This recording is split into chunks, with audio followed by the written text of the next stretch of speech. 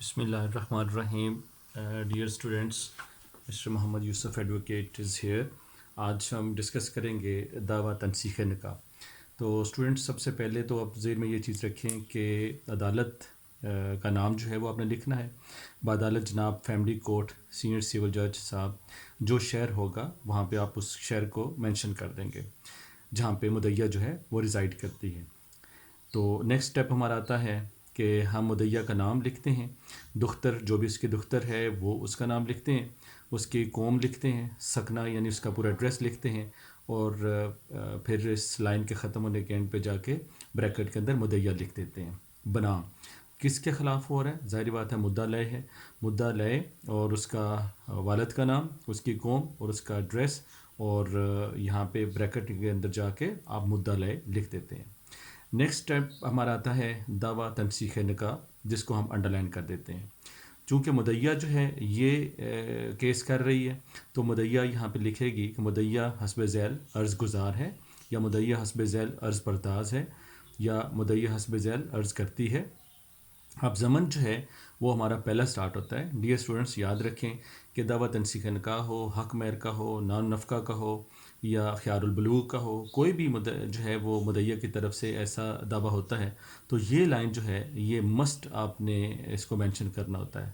یہ کہ مدعیہ کی جو شادی ہے وہ ہمراہ مدعا لے مطابق شریعت محمدی, ٹھیک ہے, مورخہ کس تاریخ کو ہوئی وہ تاریخ یہاں پہ آپ مینشن کریں گے, کو بامقام کس جگہ پہ ہوئی اس جگہ کا نام آپ لکھیں گے. بےلوز حق مہر کتنا حق مہر ہوا, روپیہ عند الطلب منعقد ہوا, وہ اماؤنٹ یہاں پہ آپ لکھ دیں گے. تو پہلا جو یہ ایک سٹیپ ہے, پہلا زمن جو ہے یہ تو آپ اپنے ذہن میں رکھیں کہ ہر ایسا دعویٰ جو مدعیہ کی طرف سے ہوگا یہ آپ نے مینشن کرنا ہے. اب ہم آتے ہیں سٹیپ نمبر 2 کی طرف, زمن نمبر 2 کی طرف. اس میں آپ نے وہ سارے فیکٹس لکھنے ہیں کہ جو مدعیہ کو مدعا لے سے جو ہے کی وجہ سے اسے یہ دعویٰ کرنا پڑا, کہ یہ کہ بعد از نکاح عرصہ کتنے عرصہ تک فریقین آپس میں ہنسی خوشی رہے, وہ اپنے عرصہ مینشن کرنا ہے. لیکن اس کے بعد مدعا لے کا جو رویہ ہے, جو سلوک ہے کس کے ہمراہ, مدعیہ کے, وہ آہستہ آہستہ تلخ ہونا شروع ہو گیا.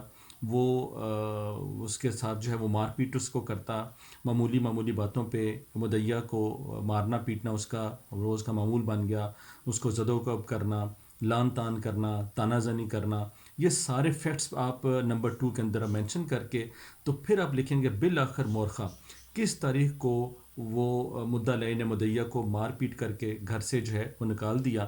اب جب یہاں پہ مدعیہ کا اور مدعا لے کا رویہ پہلے آپس میں ٹھیک تھا, کتنے عرصہ ٹھیک رہا, پھر وہ تلخ ہونا شروع ہو گیا, مدعا لے کا سلوک جو ہے وہ کیسا پھر نیگیٹو رہا مدعیہ کے ساتھ, پھر کس تاریخ کو, تیسری چیز یہاں پہ مینشن کر رہا ہوں کہ یہ کس تاریخ کو مار پیٹ کے مدعا لے نے مدعی کو گھر سے نکال دیا. اب جب مار پیٹ کے گھر سے نکال دیا تو مدعیہ کہاں رہ رہی ہے, مدعیہ اپنے والدین کے ہاں زندگی کے باقی دن جو ہے وہ پورے کر رہی ہے. تیسرا زمن جو ہے وہ ہمارا یہاں پہ آ جاتا ہے کہ یہ کہ اس عرصہ میں مدعا لے نے مدعیہ کو نہ ہی گزارا الاؤنس دیا اور نہ ہی آباد کیا. تو تیسرا جو فیکٹ ہے, تیسرا جو زمن ہے, اس میں دو چیزیں آ جاتی ہیں کہ نہ ہی اس کو گزارا الاؤنس دیا ہے مدعیہ کو مدعا لے نے, نہ ہی اس کو آباد کیا ہے, بلکہ گھر سے مار پیٹ کے نکال دیا. پارچاتے پوشیدنی ہم لکھ دیتے ہیں, ٹھیک ہے, 4 کپڑوں میں نکال دیا ہے اور بے سر و سامانی کی حالت میں نکال دیا ہے. اور چوتھا جو پوائنٹ ہے وہ ہے کاز آف ایکشن, بنائے دعویٰ, یعنی کہ یہ کہ بنائے دعویٰ برخلاف مدعا لے, مدعیہ اور مدعا لے کا جو جھگڑا ہوا تو کاز آف ایکشن کب پیدا ہوئی, وہ تاریخ آپ یہاں پہ لکھ دیں گے کو پیدا ہوئی جب کہ مدعا لے نے مدعیہ کو بغیر کسی وجہ کے مار پیٹ کے گھر سے نکال دیا. یہ پھر آپ یہاں پہ رپیٹ کر دیں گے کہ ریزن کوئی نہیں تھی, کوئی ایسی وجہ نہیں تھی, سارا قصور جو ہے وہ مدعا لے کا ہے, اس کا جو نیگیٹو ایٹیچیوڈ ہے وہ اپنے یہاں مینشن کرنا ہے, اور مدعا لے نے مدعیہ کو گھر سے نکال دیا. اب پانچواں جو زمن ہے وہ یہ ہے کہ فیملی کورٹ ڈیش کو اختیار سماعت حاصل ہے, یعنی جہاں پہ مدعیہ رہ رہی ہے اس شہر کا آپ نام لکھیں گے اور اسی شہر کی جو کورٹ ہے اس کو اختیار سماعت حاصل ہے. اور کیونکہ مدعیہ اسی, یعنی آپ فار ایگزامپل ہم کہہ لیتے ہیں کہ مدعیہ لاہور میں رہتی ہے تو فیملی کورٹ لاہور کو اختیار سماعت حاصل ہے کیونکہ مدعیہ لاہور میں رہائش پذیر ہے. تو جہاں پہ مدعیہ رہتی ہوگی وہاں پہ آپ نے جو ہے یہ مینشن کر دینا ہے کہ مدعیہ جہاں پہ رہ رہی ہے اسی جگہ کی عدالت کو اختیار سماعت حاصل ہے. نمبر 6 آپ مینشن کریں گے یہ کہ قانون کے مطابق یہاں پہ جو کورٹ فیس آپ نے لگانا ہے، ٹھیک ہے، وہ جتنے دعوے کے حساب سے جو ہے وہ یہاں کورٹ فیس لگے گا، وہ کورٹ فیس عرضی دعویٰ پر چسپاں کر دیا گیا ہے۔ یہ 6 ضمن ہیں تنسیخ نکاح کے لیے، اور اینڈ پہ جا کے آپ استدعا لکھتے ہیں کہ اندرین حالات استدعا کی جاتی ہے کہ ڈگری تنسیخ نکاح مدعیہ ہمراہ مدعی بحق مدعیہ صادر فرمائی جائے، یعنی مدعیہ جو ہے وہ چاہتی ہے عدالت سے کہ اس کا جو نکاح ہے وہ اس کی تنسیخ چاہتی ہے، اس کو تنسیخ نکاح کی جو ڈگری ہے وہ دے دی جائے۔ نیچے جا کے آپ یہاں پہ عرضے لکھ دیتے ہیں اور اس کا نام آپ لکھ دیتے ہیں مدعیہ کا، اور نیچے بریکٹ میں مدعیہ لکھ دیتے ہیں، بذریعہ کونسل ہو جاتا ہے، وکیل صاحب کے یہاں پہ سگنیچر آ جاتے ہیں۔